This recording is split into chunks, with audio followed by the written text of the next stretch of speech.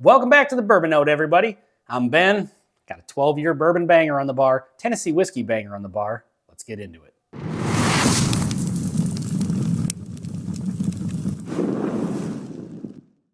So on the bar tonight, I've got, bam, this is Jack Daniel's 12-year batch 3. So this is batch 3 of the 12-year. Now they're on batch 4 of the 10-year, which I just reviewed. So I don't know what the deal is with that, but according to Breaking Bourbon, batch 3 of the 12-year is the 2025 release. So this is the new one. Just came out in February of 2025, to the best of my knowledge. I'm filming this on March 20th, 2025. So I was lucky enough to get a hold of the 10-year batch 4 and the 12-year batch 3, just on a whim. So thrilled to have this one on the shelf. I don't have much experience with the 12-year. Back when Greg was on the channel, he and I did a video where we reviewed the 10-year batch 2 and the 12-year, either batch 1 or batch 2. I can't remember which one that one was. And in that review is the only time I've ever had Jack Daniel's 12-year of any kind. So, and that was 2022, I believe, or 2023.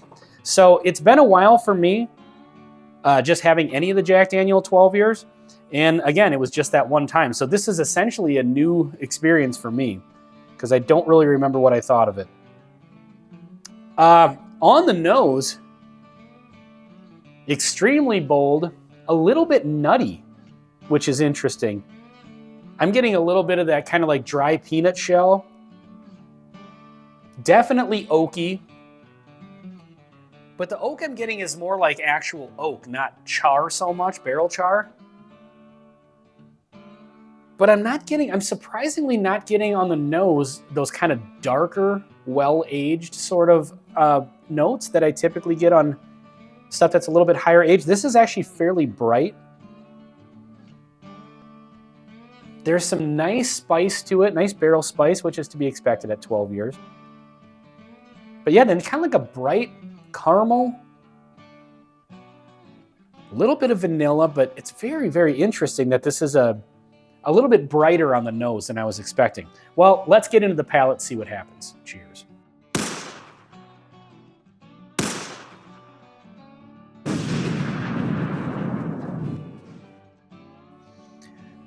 That is definitely different than I expected. Really, really good. I think it's excellent, but very, very different. Having just reviewed the 10-year, that one kind of came across as like having really rich, sweet notes to it. And then the further I got into it, it became like a little bit darker of a profile, a little bit of leather, that definitely that age showed through. I'm not sure that if you gave me this, I mean, I would definitely assume it's well-aged because it's a bit oaky and tannic. If I'm being honest, it's a little bit sharp, which I don't mind, but I know some people do. This one, I think, just based on that first sip, could be approaching over oaked for some people. For me, it's not, but I definitely think that for some people it could be. But alongside that, it's still like they're bright flavors. It's like there's a bright caramel, like a light caramel. If that makes any sense. I mean, sometimes you get bourbons or Tennessee whiskeys that have like a kind of like they've got caramel, but it's like a darker caramel. Their flavors are like deep, rich, and dark. This has very rich flavors, but they're just on the brighter side. The oak definitely came through on the palate on the first sip, but it came through kind of how it did on the nose. It's not necessarily barrel char, just like a standard oak note, but it also brought a little bit of like that salted peanut shell with it too that I noticed on the nose as well. So this is interesting for sure. Let's get into the second sip here. So on that second sip, a little bit of that darkness from the age came through, but to be honest, not a ton. I am just getting a ton of that oak and then like the caramel note with a little bit of that nuttiness. It's almost like a Cracker Jack, like the caramel flavor from like a Cracker Jack, where it's not like caramel drizzle that you would put on ice cream. It's like its own kind of thing. It's like that sort of caramel. And it kind of complements the that sort of nutty note. So yeah, I'm getting like an oak and Cracker Jack vibe off of this, which to be honest, I have not watched reviews of this yet. I kind of wanted to go into this with a little bit more of a blind sort of approach to it. I think it's a great bourbon.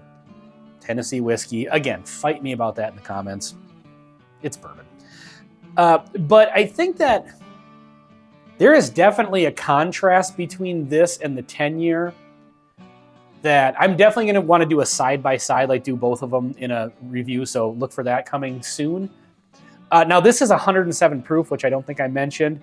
A little bit of a steeper price point, but not much. I think I paid 110 for this, or 107 or something like that, so maybe 15 bucks more than the 10-year. I think that that price point is maybe a little more appropriate for 12 years, 107 proof. Now, I know you can compare it to like an Elijah Craig barrel proof that usually runs in that kind of 12-year area. I know they don't all anymore, and they're barrel proof. So if you want to compare stats, I guess there's other stuff out there to compare to. But this one at 12 years and 107 proof for the 110 bucks or whatever that I paid for it, I'm not mad at that at all. You know, especially in today's market for a limited release. But I think that the flavor profile in this one is a little bit surprising going off my memory of the 10-year. And that's why I want to do the comparison now. I believe in the last review, which again was a couple years ago, but I think I remember saying I liked the 12-year just a little bit more for my personal profile, because I don't mind those, you know, kind of rough around the edges oak notes, and this has that a little bit. But I think I remember saying if you like a sweeter bourbon, the 10-year is probably a better option for you, because this is definitely approaching, again, for what some people might consider to be over oaked. I think it rides that line a little bit. Let's get into the last sip here before we get out of here. Cheers. So I guess my final thoughts on this one, it hasn't changed a ton through the few sips here. For me, it's really, really good. I really enjoy this. I will continue to buy these batches when they come out if the price point stays about where it is. I don't think I'd go much more than that.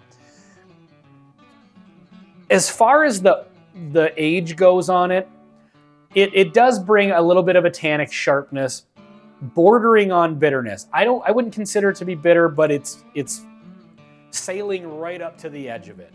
So for me, that actually works.